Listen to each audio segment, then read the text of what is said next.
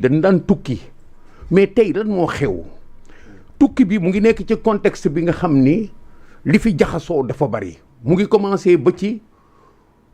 acteurs yi nga xam ni ñoo wër pouvoir bi nga xam ni comme par hasard ñoom ñaar ñëpp nekkuñu fi en principal suñu jëlee loolu verser confusion boobu ci situation tukki bi dafay poser problème bu rëy parce que daf ñuy indil toujours li nga xam ni moom la ñu bugg imposer àddina bi jël sunu dundin tey état jaxasoo bi mu toll tey ba ñuy rendre compte ni dafa am benn prééminence su parti sur l'état sur la république ñun li ñuy doxe tey doxuñu ay tànku réew tànku parti la ñuy doxee parce que ki nga xam ni moom moo jiite Sénégal pour de vrai ci ñun ci sunu biir mooy ki nga xam ni mooy président wu Pastef moom ci boppam mu jël premier ministre bi fexe ba kooku nangul ko li nga xam ni moom ngay jàmbat nii ñu bugg nag loolu jël versé ko ci sunu diggante ak yeneen réew yi mën na dox fii moo tax ñuy gis ba ci président assemblée nationale di empiéter prérogative bu président de la république di recevoir di poser ay actes diplomatiques di wax ci collaboration internationale bi tey bu nu demee ba foofu conséquence loolu mooy kan moo nekk Chine président wu Sénégal moo fa nekk wala ki yilif Sénégal moo fa nekk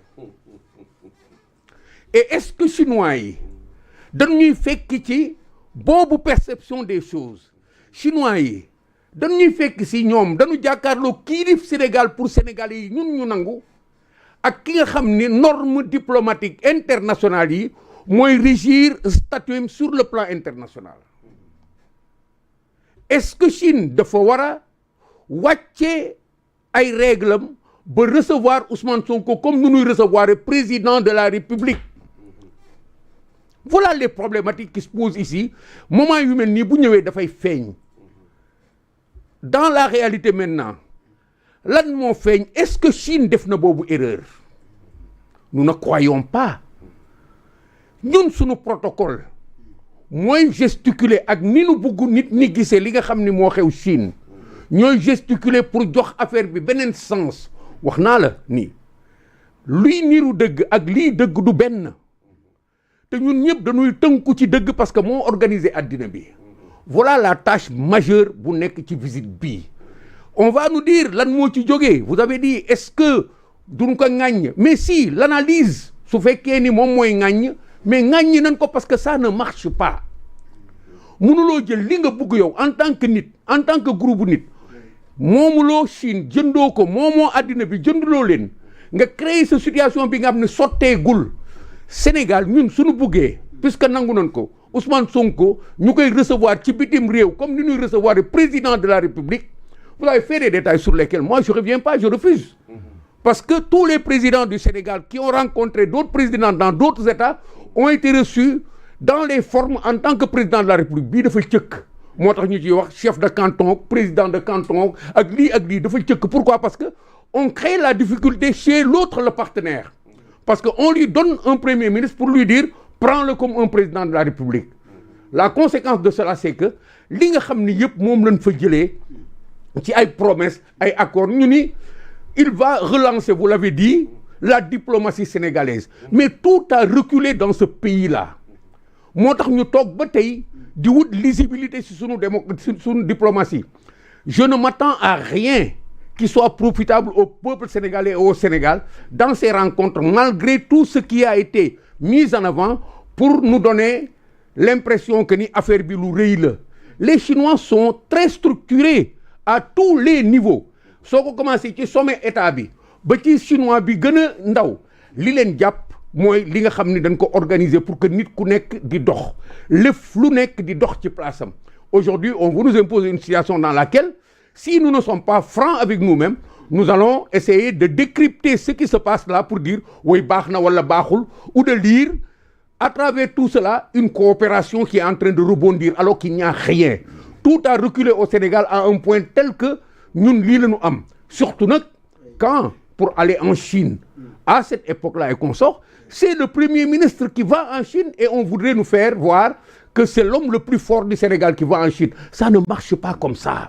Il faut qu'on apprenne de ceci à retourner au b.a.-ba des choses. Wax dëgg boobu moom mooy li nga xam ne mooy tekki Sénégal. Sinon nous serons des faibles qui nous mettront toujours à suivre des individus ci seen bëgg. Voyage bi de mon point de vue du dara ak lu ci mënti jógee du tous lu dul une personne qui dans le rôle qu'il veut incarner coûte que coûte et qui n'existe pas dans les formes nous imposer d'applaudir quand il n'y a rien. Ce voyage-là, c'est le voyage de Ousmane Sonko qui veut imposer au monde entier de le prendre pour le président de la République du Sénégal. Et c'est le premier acte qu'il pose. Il se rendra compte que ça ne marche pas. Et c'est un des obstacles majeurs ci lisibilité bi ñu am ci situation Sénégal ba ñi nga xam ni ñoom la bokkal CEDEAO dañuy bañ parce que dans le flou on ne construit pas. Pourquoi les gens devraient soutenir sa candidature quand le Sénégal vit dans le flou? Ce voyage-là, de mon point de vue, ak lu ñu mën a woon ci biir ak discours yu lu mu réeréeré, c'est ça que vous avez vu qui est le voyage. Impact bi ñu ciy wut mooy ce semblant de situation bi nga xam ni moom la ñu créé pour nous faire dire que le Premier ministre est en train. La question de la performance dans l'action du Premier ministre est encore devant nous ici. On verra su fekkee jëlee na dara Chine, mais je ne crois pas. Merci beaucoup. Papa Latir, Premier ministre en Chine mu nekk voyage ba nga xamante ne nii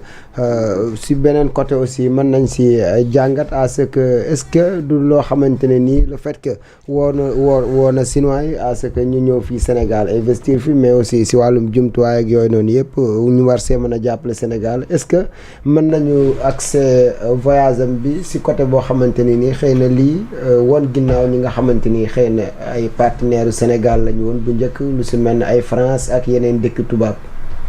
Bon damay tàmbale fi nga mujjee. foofu la erreur bi nekk. contexte. day tàmbale d'abord ci ba ay nit ñu jóg.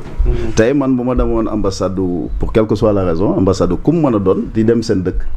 moom Ousmane Sonko muy reproché à son gouvernement et à son administration ne liggéeyuñu donc ku ko wax loolu d'abord il devrait commencer par lui-même mais boo yëkkatee nga teg loolu si deru sa administration nga dem nga fekk nit ñoo xam demandé nañu visa dans le contexte géopolitique international fi mu toll nii yow nga immiscé wu ci loolu yaa ngi yëkkati tension barki démb am na loo wax jëmale ko ci France plus ou moins tey warutoon démarche bi warutoon a demee noonu parce que d'abord la diplomatie c'est l'exclusivité du président de la République boo duggee ci contexte boobu doyen mu ngi koy wax léegi nga gis situation bi nga xam ne mu ngay xew Chine am ay préoccupations nga bul fàtte mukk Chine au-delà de ñee di wax BRICS yi nekk fële sax Chine c'est l'OCS l'organisation de coopération de Shanghai ñoom ak ñoom Russie ak yeneen yi ngay dégg mais ku ci ne dafa am foo mën a jaar c'est pas pour rien tey am na loo xam ne américain mën nañ ko def directement mais bu nu ko bëggee lan tax loola mën a am nu ñuy def lan dañuy non seulement à côté d'Israël mais dañuy wëlbatiku mel ni ñu laal Iran boo laalee Iran tëj le détroit d'osmose bi nga doon wax noonu et ça impacte automatiquement la Chine un premier ministre bu demee province la dem comme daa mel ni nga jóge fële nga dem Fatick ba ma dëkk wala Njaareem wala ainsi de suite ci province nga dem mais contexte bi nga demee mooy d'abord problème bi foofu la nekk et confusion de rôle bi je pense que Ousmane bu ci jógee quand même en toute lucidité dina war a mën a toog waxtaan ak boppam pour savoir que ce qui marche au Sénégal ne marche pas forcément ailleurs parce que les gens am na